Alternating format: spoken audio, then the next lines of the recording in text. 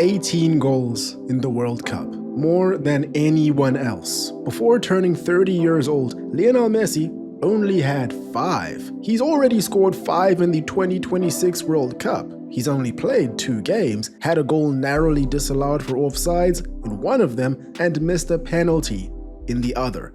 Tomorrow, he will be 39 years old, but 2 games into his 6th World Cup, he is probably the best player so far that the competition has to offer. There is a concern that it seems nobody else in Argentina colors is capable of scoring themselves. Almost every play that did not involve Messi fell quite flat. However, for today, at the very least, I doubt that's a concern for anyone in Albiceleste colors at all. Hello everyone, hope you're doing well, welcome back. Lionel Messi is timeless. You know it, I know it, nobody can deny it. Nobody sane, at the very least. We've all had trouble putting how good he is into words that do what he does justice for 22 years now. If you are one of those people that refuses to acknowledge his greatness, and because you keep refusing to acknowledge it, you get bombarded by friends and family and loved ones and all that making fun of you, just know that it could be worse. You could be the Uruguayan couple that got engaged just as Cabo Verde took the lead against them. Great game, by the way, and what a story Cabo Verde have turned out to be in this World Cup, but this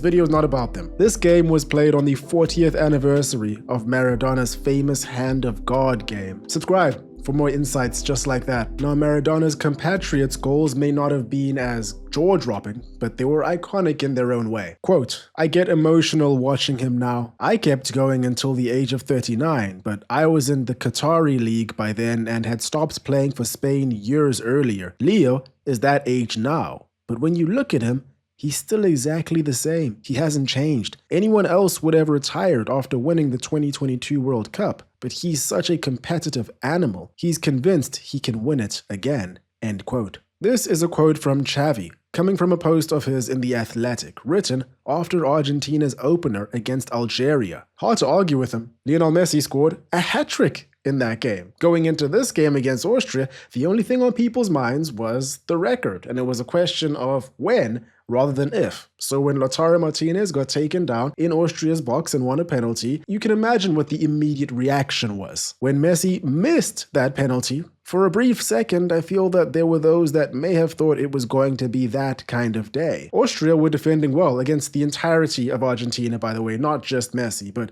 seeing as how every ball somehow found its way back to Messi, it was last-ditch challenges against him that were the norm. First, he gets the ball back after playing just a ridiculous pass, and Danzo clears. In another moment, Messi's bearing down on goal, does some smooth footwork, and then David Alaba comes to the rescue, leading to an Alexander save. The Schlagers were doing a lot of work here. Austria were quite good in this game, I thought. I mean, at least a lot better than I thought that they would fare. You know, they were in typical Ralf Rangnick fashion, quite compact.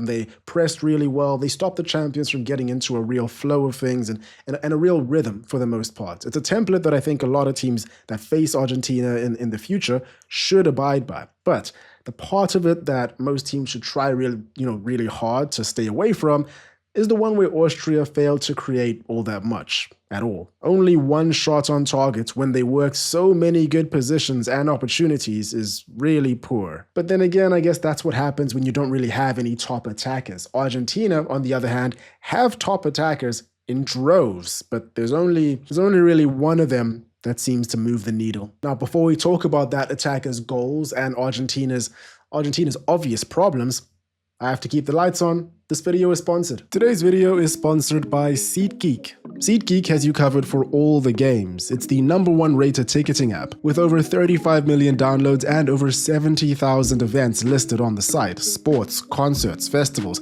anything that pulls a crowd. I've actually been a SeatGeek user for whenever I'm in the States for at least 3 or 4 years now. What I appreciate is the rating system. Every ticket gets you a score from 1 to 10, so you basically know whether the listing is a fair deal. Look for the green dots. Green means good, red means bad.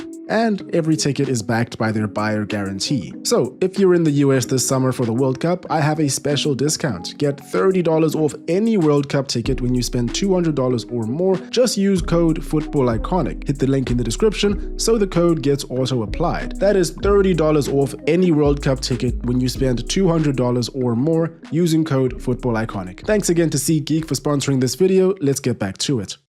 First goal, Argentina work the left and Facundo Medina plays a ball through the box that Thiago Almada dummies to an oncoming Messi. But before we all get carried away and forget some crucial details, let's all acknowledge that there was undoubtedly a foul in the lead up to this goal. McAllister very clearly takes out Schlager in the lead up and nothing happens. VAR did not care. Upon seeing that, people were likely reminded of the last match Argentina played against Algeria, where Messi arguably should not have been on the pitch to get a hat-trick. If you haven't already, you can expect to hear quite a lot about the conspiracy theories surrounding Argentina stretching back to the last World Cup as they progress further in this one. But this is not the place to talk about that.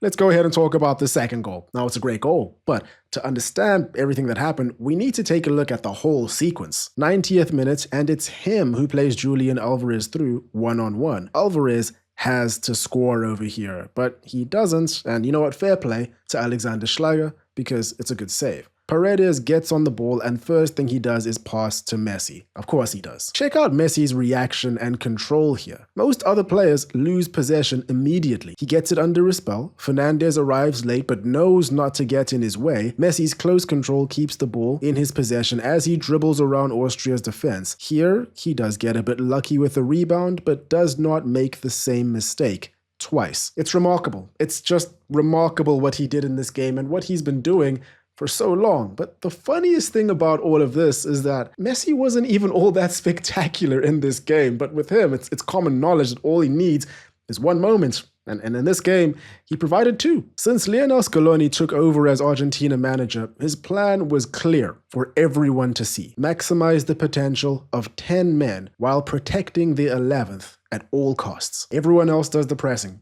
Everyone else does the dirty work. You keep a clean sheet. This man will take you over the line. It wasn't always just Messi that would clutch up for Argentina in these big moments. You know, I'm thinking back to Angel Di Maria in 2021, for example. Don't forget, he scored the goal that broke Argentina's 28-year drought, winning them the 2021 Copa America as a result of it. Now, a big problem is that Angel Di Maria is gone. And listen, nobody was expecting Lionel Messi to last this long, but here he is.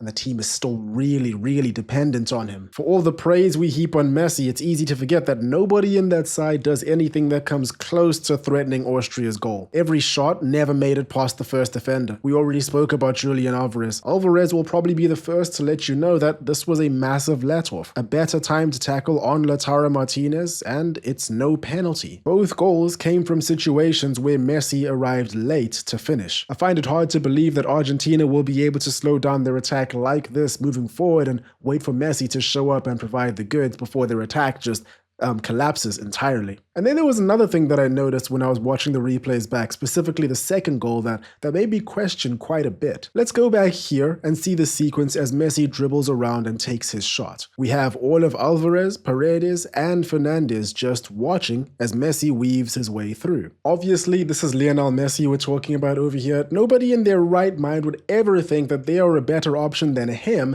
inside of the box. These players, his teammates, know that better than any of us ever will.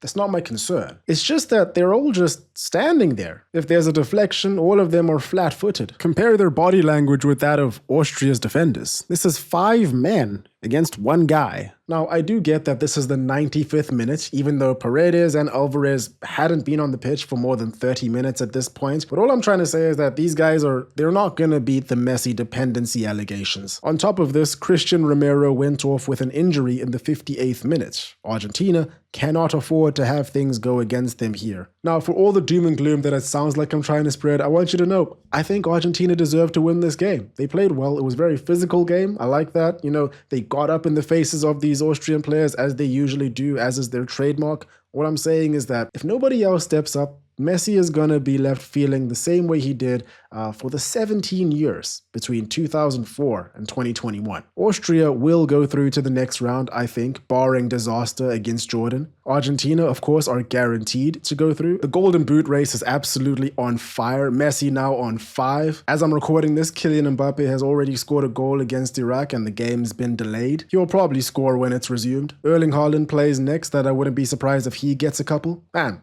there we have it. Guys, apologies for the lack of documentaries that have been on this channel. I promise you, I have been working on a couple in the background. Hopefully we'll be able to get one out this week, but We'll see. In the meantime, stream tonight for England versus Ghana. I'll join you guys. I have upgraded the setup, so it'll be fun.